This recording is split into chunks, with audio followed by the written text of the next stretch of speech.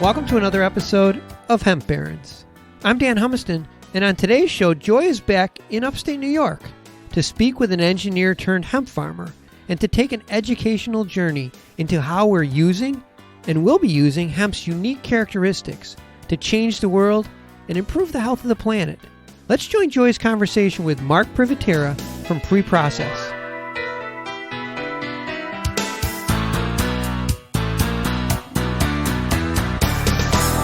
Well, hello, Marc. Thank you so much for being with us on Hemp Barons today. Joy, my pleasure. Really looking forward to a great discussion. And it always is with you. You're a fascination to me because you have such a command of the legal and regulatory aspects and all of the complexities of hemp, which is my world, the world that I live in. But you also have just such a tremendous command of the agronomy of hemp as a licensed hemp farmer and many of the technical aspects of hemp and the technical challenges that we face as we reemerge as an agricultural commodity. Hemp has now reclaimed its rightful place in the broad light of day with all of the other agricultural commodities in the United States since the signing of the 2018 Farm Bill. And you have come into hemp from an impressive and prolific background of, frankly, gigantic engineering accomplishments. Before we get into the history of Marc Privitera, what brought you to hemp? Well, hemp is the joining of my family's history in farming with the entrepreneurial chemical engineering excitement. It's like being a kid in a candy shop, right? You get to be out in the fields, you get to convert agricultural product into different materials and present products to the different markets. You can't make a better mix for a chemical engineer. And indeed, this is the plant to do it. And while there are many useful plants out there, and don't people love to tell me how these other useful plants exist? And I certainly know they do. Mother Nature is also prolific. But hemp, of course, serves human and animal nutrition, body care, nutraceuticals, pharmaceuticals, paper, textiles, building materials, industrial sealants and coating, biocomposites, bioplastics, energy and fuel and nanotechnology, the whole bit. So you really are a kid in a candy store with this plant. Oh, absolutely. And keep in mind, the secret to good, sustainable business in the chemical industry is having a great feedstock. And hemp checks all the boxes on being a great feedstock for many, many things. I know a lot of the excitement is the CBD, which it should be, but there is so much more that is going to come onto the scene here over the next 5-10 years that it's really going to be impressive. It's just a great journey to be on. Isn't it, though? And thank goodness for CBD. Again, I've said many times on the show that we can impress folks with the superior nature of the fiber quality of hemp. In fact, we could discuss the nanotechnology aspects of it with more surface area and tensile strength than most everything out there, really only second to graphite whiskers and carbon nanotubes, and its nutritional value and all of those things. But it's CBD that is solving people's everyday problems, aches and pains and underlying issues, whether it be sleeplessness or nervousness. And they're coming to hemp and learning through that. And that's helping to generate the revenue for these real trillion-dollar industries, which revolve around the oil seed and fiber. Before we talk about what PreProcess Inc. is, tell us a little bit about your history in chemical engineering. Well, I spent 20 years in corporate America doing a lot of consumer products. And if you look in the supermarket shelves, I've either developed or worked on the teams through my career that put a lot of those on the shelf. So really got to understand the consumer, really got to understand the trick with great products are simple to the user. And usually simplicity at the end user means there's some serious engineering that got us there. Then my business partner, Christina, and I started PreProcess about 10 years ago as we entered the entrepreneurial world. And we delivered, along with a team of great, passionate folks, the world's first supercritical biodiesel plant. So we took fats, oils, and grease from the fry plants of Idaho, and we took their waste oil and we turned it into biodiesel. And it was just a fantastic moment. Then the economy kind of got a little rough in 2009, 2010. And so our biodiesel venture abruptly came to a halt. And our next entrepreneurial adventure was doing a rare earths mine. Rare earths says if you put neodymium, which is one of the rare earths, into magnets, they're made much more efficient. So we had a great team. We led the process. It was just a passionate family that brought that to reality. And it was great for the United States. It was a mine in Southern California. It was done environmentally correctly. We did some great things. We closed the water balance, which means all the water you take in, you use, you don't waste any, and you don't pollute any. So it was really a great accomplishment. Then after that adventure, we went into a lot of lithium work. Lithium, of course, is driving the renewable energy and the energy storage markets now. And then we took all those learnings through the entrepreneurial world of VCs, PEs, pitching on Sand Hill Road, getting funds together, getting the technical aspects built that led us to hemp. So the theme of our little company, because we're always trying to create opportunity in a big way. So we went from biofuels, biodiesel, to rare earths, to lithium, and now we're in hemp. And the interesting thing we're trying to do is not only the CBD, which is important, no doubt about it, and it's fun, but we're trying to connect hemp and use that as a feedstock for some high-tech applications. Two that are longer-term things we're trying to do is energy storage device carbon from hemp, making use of, as you pointed out, the high surface area aspect of the material. And then also in the chemical industry, separations are a big deal. A chemical engineer reacts and separates. That's all they do, to make it very simple. But in the separations, if you can create a particle that grabs something in a controlled way, and then you can release it when you want to, you can do a separation. And we're finding that we're able to make some particles out of the hemp, different aspects of the hemp that are grabbing certain things. So it's very exciting. Oh my God. It's just, my jaw is to the floor because for some reason, as much as I know about you, Marc, I did not get the biodiesel piece. Wow. That's a brand new situation for me. You are more amazing than ever. Could I get an explanation because you really know how to drill down, create information so that laymen can understand it. You have, of course, the ability to just cut through tremendous amounts of complex and even contradicting information, make some order of it, some sense of it, and drill down how that's going to be. What is a super capacitor? I appreciate your comments because I do teach at different levels, and I really try to use examples that people can feel they understand to get into the more deeper aspects. So I really appreciate those comments. It's really heartwarming. And I have years and years worth of students that have listened to my anecdotal development of things that are complex, trying to explain them simply. So here's a supercapacitor, if you go with me on this one. All right. So when you're driving down a highway and there's a lot of bugs out, like in the summer, right? Your windshield gets splattered with all these bugs. Basically, that's how a supercapacitor works. It's where the electrons get splattered on a surface. All the mosquitoes and the bugs, those are the electrons, and they're trapped on your windshield, okay? Then when you go to a car wash or you go stop at a gas station and you use the squeegee to wipe the bugs off, that's like discharging a supercapacitor. So if you want to recharge the supercapacitor, go run down the highway and get more bugs squished on your windshield. Okay, that's adding electricity to the supercapacitor. It traps the electrons. And then when you want to use it to do something, like you want to use the power, it's like wiping it off with the squeegee at the gas station. That's an analogy we could use. So. Wow. Okay. I'm stealing this. I will give you credit for it, but I'm stealing this. Keep going, Marc. So a supercapacitor relative to hemp, carbon has a very high surface area if it's processed a certain way. If you start with a carbon-based material, which hemp is, that already has a very open porous structure, when you carbonize the hemp, and then when you add certain processing aids to it, including, let's say, steam, all right, just boiled water, it takes the small particles that are carbonized of the hemp, and essentially it treats it like popcorn. Okay, so it puffs it up and it just expands the surface area. So this is what's called steam activated carbon. So many plant-based materials can be turned into carbon, but they're densely packed to start with. So the amount of steam activation that you need, it's like climbing a mountain, right? If I got a 15,000 foot mountain, if I get dropped off by a helicopter at 10,000 feet, it's kind of easier for me to get up to 15,000 feet. So hemp kind of gets us up the mountain, and the steam activation ends up with a better product. Wow. Okay. I think I might actually get that. Thank you. And this, of course, will empower me to empower audiences as I go across the nation and frankly, all parts of the world here speaking, I think I'll be able to explain that better. This is fantastic. And so let's now take hemp, a practical application. So let's talk about potentially light rails and monorails. What is the connection between the potential for hemp and public transportation in the form of light rails? There's an awful lot of pieces. So you have to look at materials.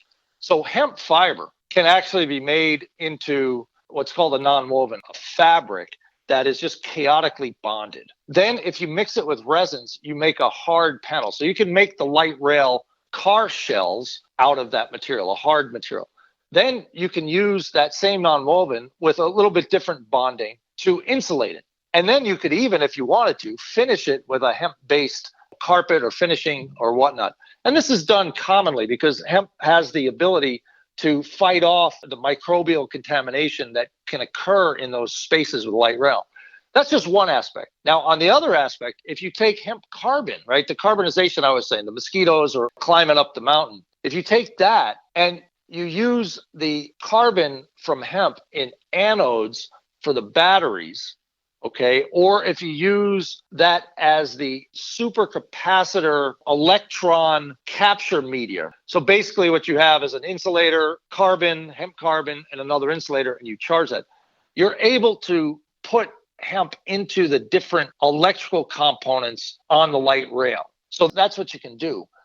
Then, if you want to go even further with a little bit more refinement and fancy chemical engineering, you can actually put the hemp materials into other applications that all would be valid for light rail, but then also could be valid for other transportation vehicles as well. My God, I'm so grateful that we're interviewing you on the show today, because I first of all, I want the world to know that this is where we're headed, that we've got the Boeings of the world, looking into hemp on the nano scale and all of its potential. And this is truly, I think, where the plant is going. And you're definitely just a fantastic person to deliver this message. Today's show is sponsored by Creating Better Days and their line of high-quality CBD products. With the unprecedented demand for CBD, many companies are racing to add CBD products to their existing line of products or launching new products and brands. Creating Better Days' white label program helps companies confidently enter the CBD market. Their manufacturing process includes an additional step that incorporates nano-emulsification technology, making their products more effective, faster absorbing, and more potent. Whether you're a large company or just getting started, Creating Better Days' in-house research and development team will work with you through every detail to bring your CBD brand to life.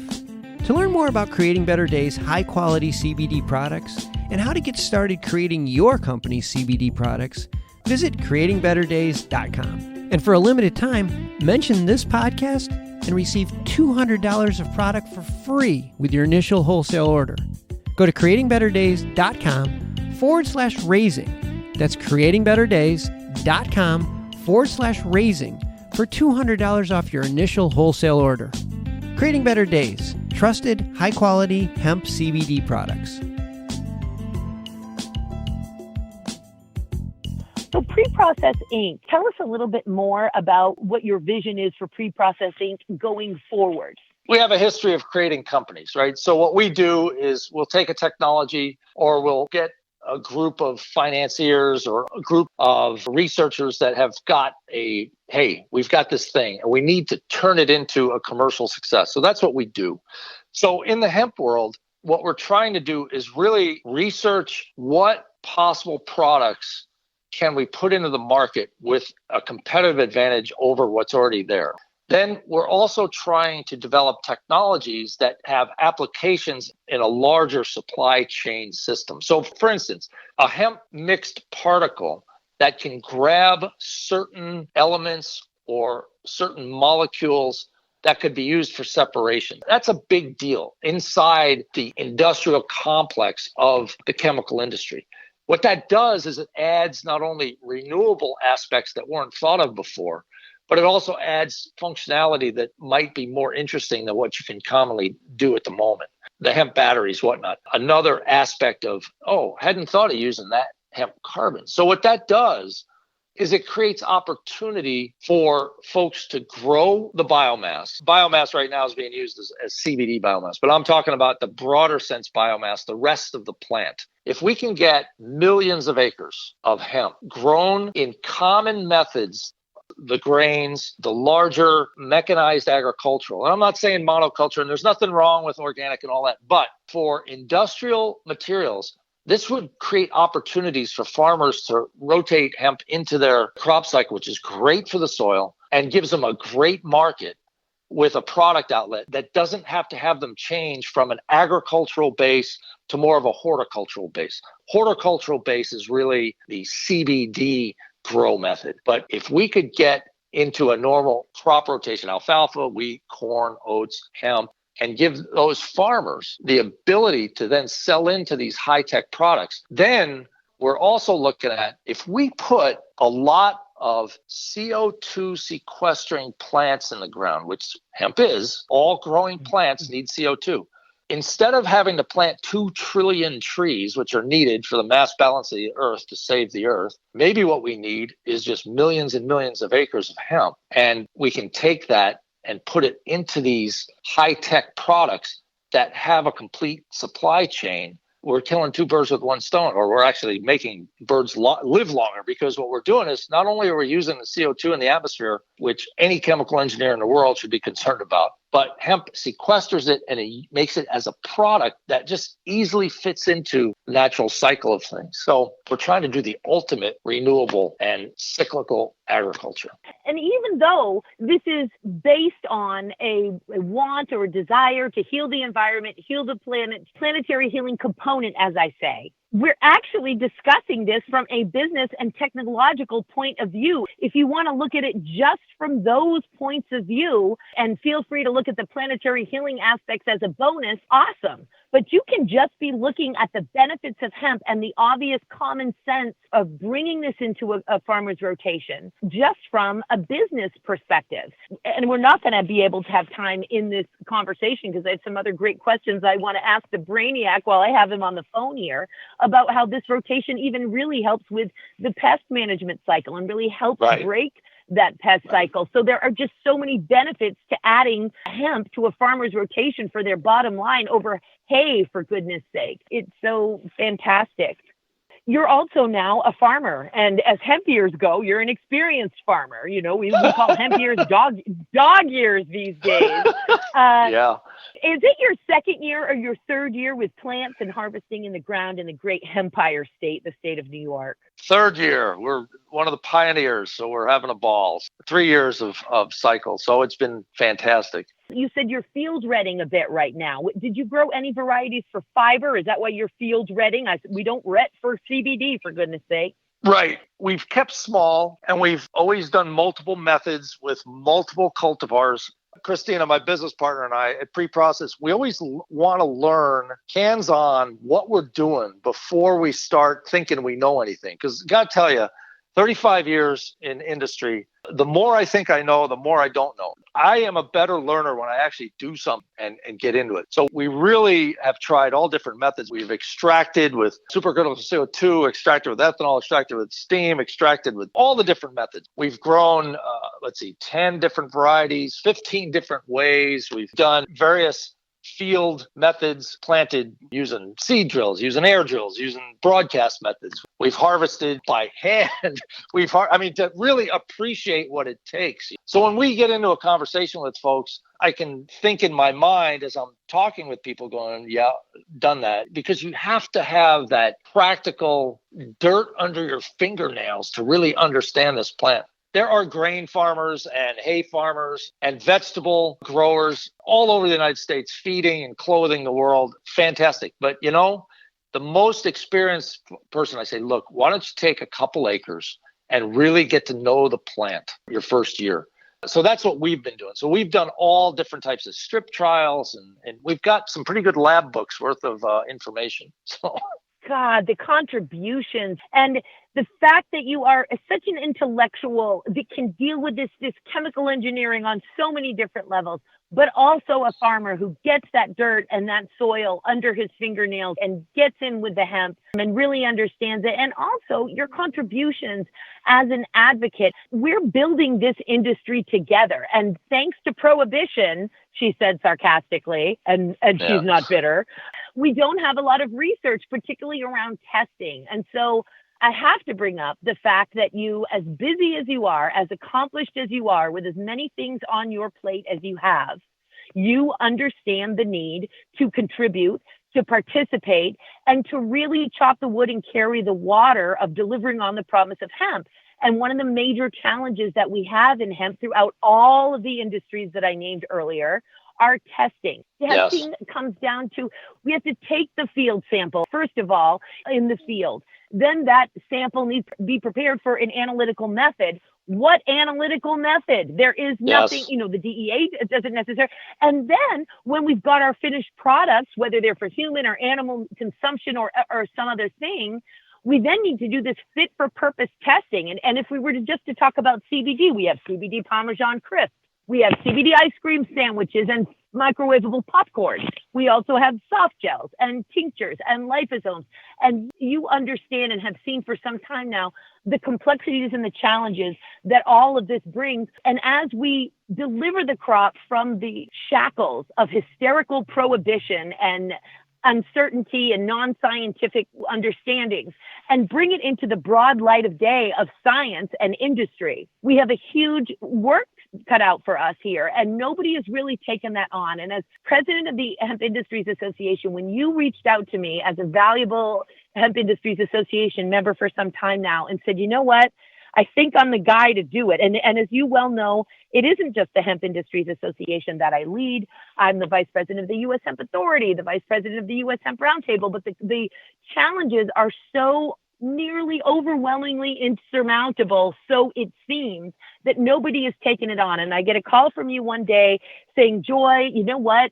Somebody's got to do it. And I think I'm the guy to do it because I can take, we're talking about 50 different countries in terms of the 50 states and all these different state methods, although at least 46 of them with some type of method or devising it. And then all of the different countries and then the feds coming in. And you said, Joy, you know what? Somebody needs to gather all of this data from field sampling to sample preparation to analytical methods.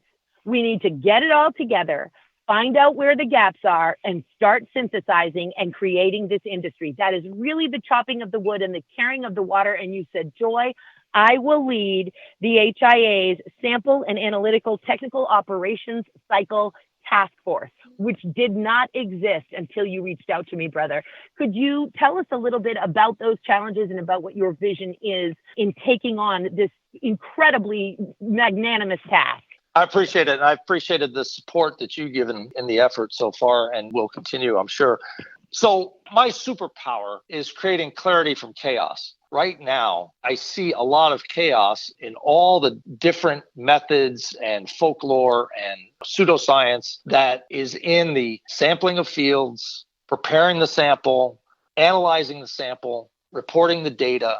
And you can't do a complex engineering project without having credible information that's based on factual data. That's just the way it is. 2 + 2 = 4. You have to have a good confidence that the data you're using doesn't have a variability that puts things in question. And there's a lot of samples being taken now in certain ways that may or may not truthfully reflect what's actually out in the field. And that could be good or bad. Some people might want it, well, I just want one sample that says I'm below 0.3, for instance, for the THC, so they don't have to worry about it, versus is representative of the field? Is it actually statistically valid? Are the operators that are doing the sample prep, are the technicians that are doing the sample dilutions and the running of the analytical machines, are they actually qualified? So it's a big deal. I don't want to lay down a set of rules that binds anybody. We have to have a conversation on, we're going to have a certain professional level of statistical basis for making the data fact-based. There's variability here, but it has to be defined. And there has to be a conversation. We have to bring many people to the table, which is going to be chaos. And since I've run billion-dollar projects, which are chaos, I feel very strongly that I have the experience to create clarity from that chaos. It'll take some time, but what a great journey. And like I said, it's my superpower, so I like doing it. Oh, man. Well, what a blessing you are to the Hemp Industries Association for certain, but to the entire global hemp industries. It's an incredible task to take on. Again, I can't help but continue to use the word contribution to this promising crop and all that we need and all that it needs. And yes, it is going to take some time, but you're the man with the timetables, mister. And our listeners, as we wrap up here, please do check out preprocessinc.com. That's PREPROCSSINC, preprocessinc.com. Learn about all that Marc Privitera and his business partner, Christine. What is Christine's last name, by the way, as I talk about her? Christina Borghese. Well, she's on the website, obviously, also, but she's out in California, and we work for anywhere in the country, anywhere in the world, really. So Christina Borghese, what a woman. I cannot wait to meet her. And just thank you 10 million times over for all that you've done, all that you continue to do, and all that I know you are going to bring to the world's most versatile, valuable crop from PreProcess Inc. Marc Privitera, thank you so much for being with us today, brother, and I can't wait to have you on again. Oh, my pleasure. And Joy, thanks to you for all that you do and for you creating opportunity to get the word out and preaching the message, and really fantastic, and wish you the best of luck in everything you're doing. And I look forward to seeing you here in a couple of weeks. Cannot wait. Thank you so much again. So mutual, Marc. We'll talk with you soon.